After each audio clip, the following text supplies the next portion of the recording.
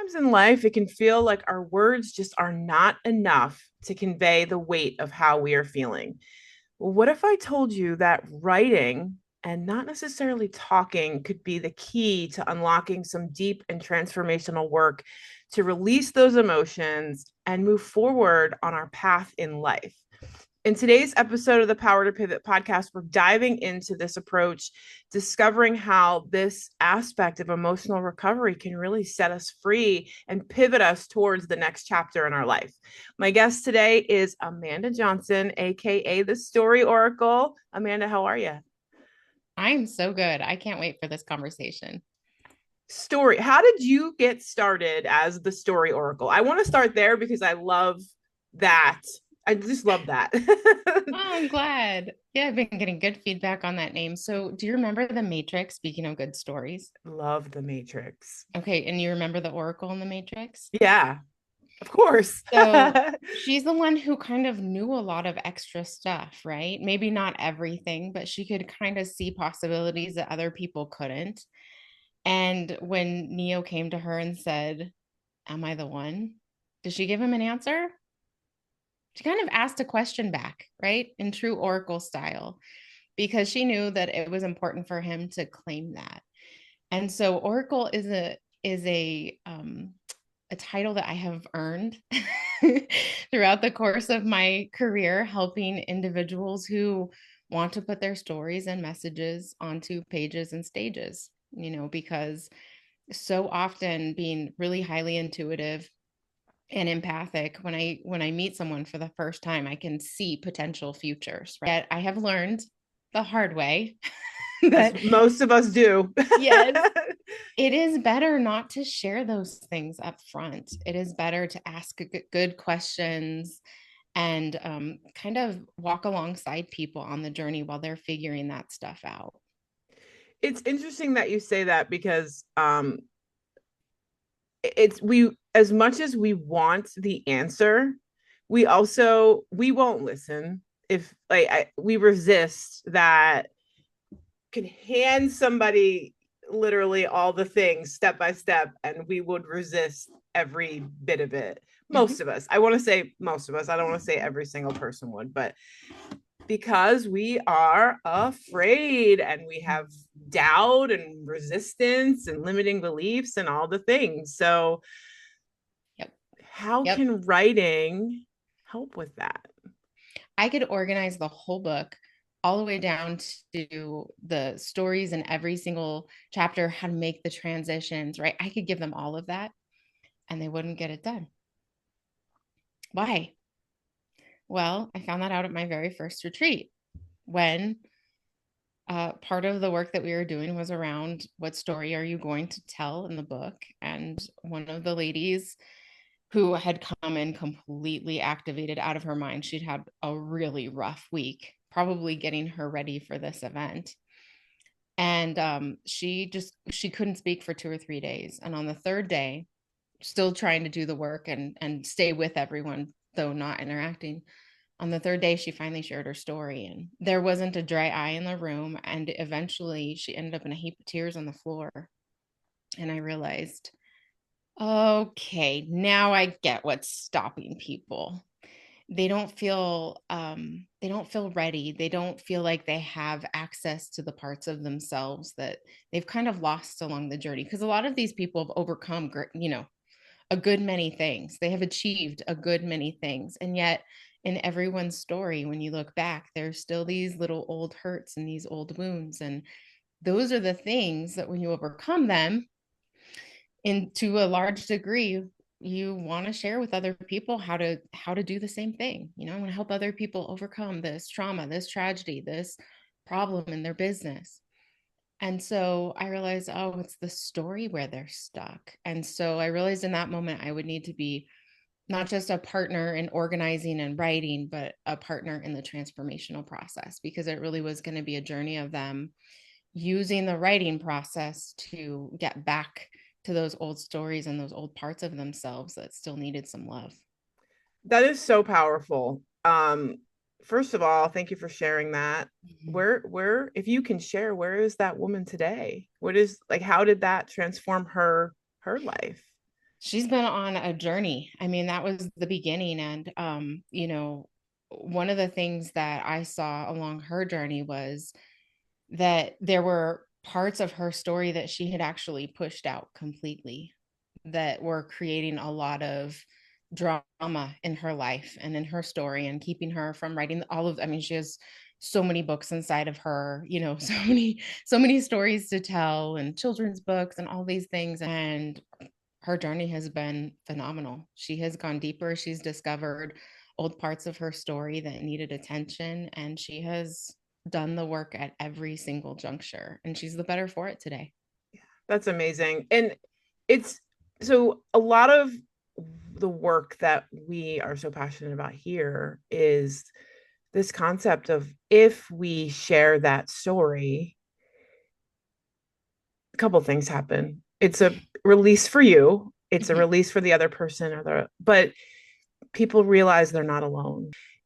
If we just maybe got a little bit more vulnerable every now and then, or willing, not necessarily that we have to be in that retreat mode, spilling it all out there all the time, but I think there's something to be said about sharing your story because then we understand we are not alone. And from that, like you and I have been on different trajectories in our life, but we probably have some pretty common experiences or common emotions that there's power there, there's Mhm. community there, there's so much Yeah.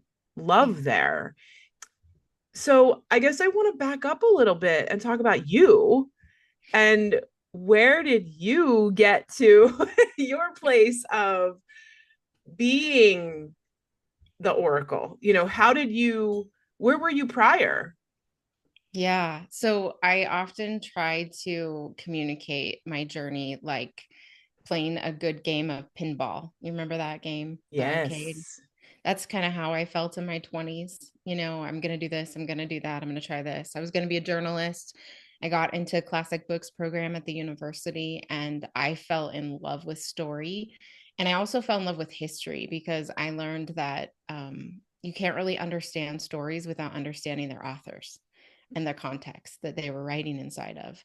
And so I thought I'll become a history teacher and I'll help young people start to wrestle with some of these ideas and understand the importance of history and stories before they get to college and they're out by themselves having a total crisis like I was while I was at the university. And so I became a history teacher, got into that system and quickly bounced out. I wasn't emotionally healthy enough. I was really good at connecting with the teens, even though it was a hard room. I didn't have enough to give to them and then come home and take care of my little guy. So I left education. So I hated leaving. But I had the opportunity to become an online writing instructor. A friend of the family had just started this new online thing, and I knew I had my teaching credential and said, let me show you how to do this. And it was so fun. We were getting such incredible results. We got really excited and went to take it out and start doing some networking around it. And when we went to do networking, we found this hub of mostly female entrepreneurs who were struggling. They told me, I'm not really interested in learning how to write well. I need you to fix what I have been writing. It's not working, you know. Manuscripts, articles, blogs, these sorts of things, just they weren't getting them the impact and the traction that they wanted for their businesses. So I opened up this little editing business on the side, just writing instruction, doing some editing, and then I had the inspiration for my own book. And that struck like lightning. It was like a reactivation of my purpose and my belief in my own potential. And that was really, I mean, the beginning of everything changing in my life. I was 27 and I met a teacher from The Secret and had the opportunity to work with her for a few years and learn how to facilitate transformation and just gather more tools that I needed. But that was the place where I really understood the power of storytelling in community. Well, writing, if you do it properly, if you show people a scene versus telling them about what happened, that's different, right? Bringing someone into a scene and writing all of that, that means that you have to go back there to that moment and look for the details of the scene. What was I feeling? What was the head trash between my ears? What was, the who are the characters in that scene, and what were all the senses? And when you tap into all of those senses, you get the opportunity to rewire that story. And so writing gives you the opportunity to see the scene and the story and your own story in a much truer whole sense.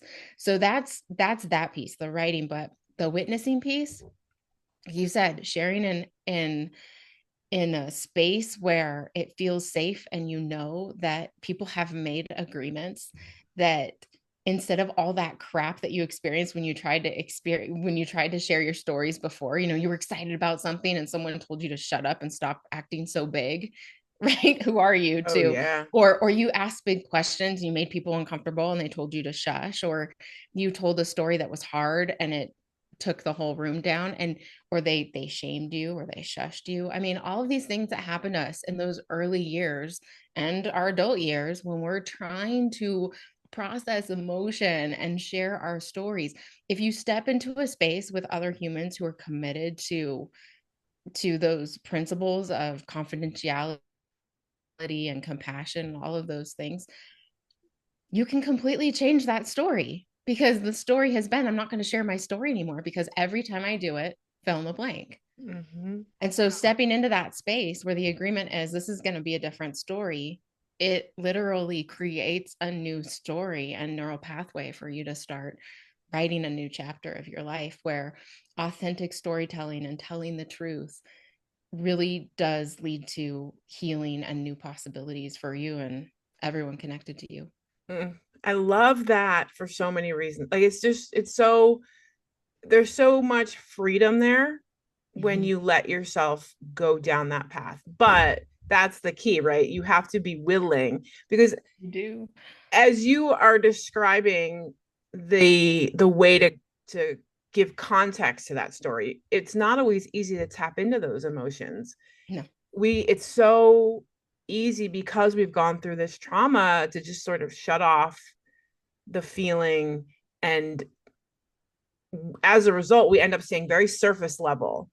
But in Yes. our writing, and if you think of some of the best stories, the best works, fiction or nonfiction, really, Mm-hmm. there is that multi-level context to it that adds that feeling. Yeah. um how do you address someone who is like, yeah, I want to, but they're like closed like super tight with the leather binding buckle on Yeah. it and don't want to open up? There's always timing. And what I have found is that most people don't find me until they're just about there and ready. And so, with anything, when you're helping a kid learn a new skill, when you're, developing a new skill for yourself, storytelling is a skill. Being vulnerable, it's a skill that we don't learn when we're young. It's not cultivated. And so I treat it in a very sort of teacher sort of way. Like, let me give you this opportunity to first be vulnerable with yourself. Like, I'm going to ask you a few good questions, and then I'm going to send you into the pages of your journal, and I'm going to ask you to write until your hand hurts. Like, let your soul talk to you. Mm. Be open to that level of exposure, because it's just you and that journal. And look, I if you have to throw that in a fireplace when you're done writing, okay. If that makes you feel safe, all right. But at least you get it out of your system, where we carry all of that. We have 7 agreements in our community that are everything. People don't hold those agreements, and all we do is re-traumatize other people as they're sharing their stories. And so you need those in place. And then once you do and you get that opportunity, then you kind of get hooked, because you're like, wow, if I could tell that story and be met with compassion and understanding and empathy and love, and why are they cheering for me? Because you made it through that story. That's why, right? All of a sudden, all of these new possibilities open up for you. Are there steps that you give them? Like you mentioned, you take them sort of like a teacher through this Mhm. process. What tips could you give someone now to, if they Mhm. want to maybe dip their toe in the water? Maybe they're not quite there yet, but they're sort Yeah. of on the brink of it, right? but they know that there's something inside. And I want to actually, before you answer, I want to take a step back because I love that you said you ask them to write until their hand hurts. Mm-hmm. Because it's so easy to stop after a page and be Mm-hmm. like, okay, I'm done. But That then was we it. just keep ourselves closed up like a book. If you just let yourself write Mm-hmm. and let it flow, you're gonna eventually your hand will hurt, but like you're gonna get so much more out of it. Mm-hmm. But if you're like, yeah, just give me a paragraph on, you know, why you feel the way you do, it's just not gonna Yeah, work. So no. yeah, take us into some tips like or some questions that you would ask somebody. So, sometimes the opportunity is like, I'm going to go back. Don't choose the hardest story, the ickiest, stickiest, most painful thing. Like, don't start with that. Treat yourself like you would a child. You don't ask them to run before they can walk. It's the same sort of thing. Like, choose a scene that's a great memory. Go back there and write everything that you can about the setting, all of the sensory details, sight, smell, textures, the taste, like really get yourself back there and just see what starts to show up.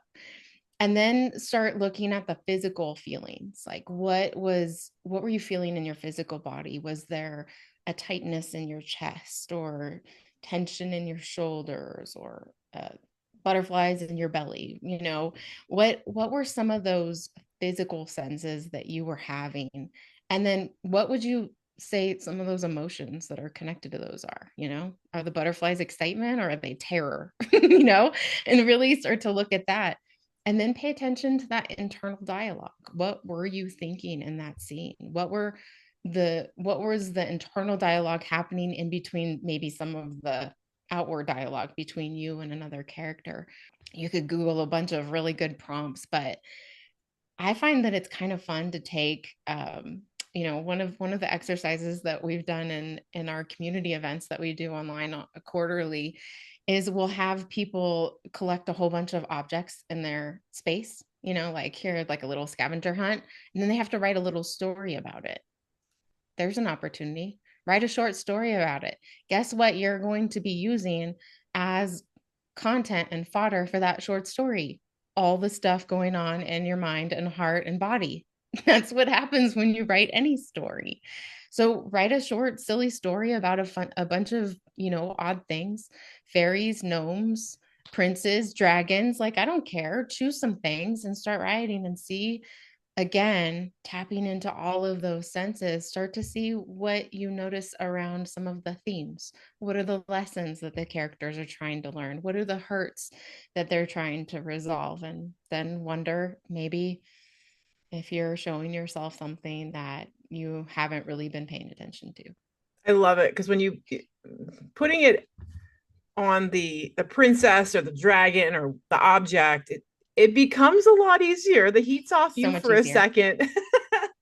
How do you Mm-hmm. help someone tap in who the only emotion they know how to name might be anger or sadness, but really emotion has this like rainbow umbrella that anger is falls into multiple buckets or sadness. Like how do you help someone tap in so that they really can identify? It's so interesting because it's so different for every person. Like, when we're young and those initial feelings are coming up, what happens, right? Sometimes they're just completely, ignored and shushed and we kind of forget that we're capable of that emotion. When I was 27, I went to a doctor who told me that I was going to be crippled in 3 years if I didn't. He was a hormone doctor, internal medicine doctor. He had no business saying this to me, but he said, if you don't deal with your rage, you'll be crippled in 3 years. I have rage?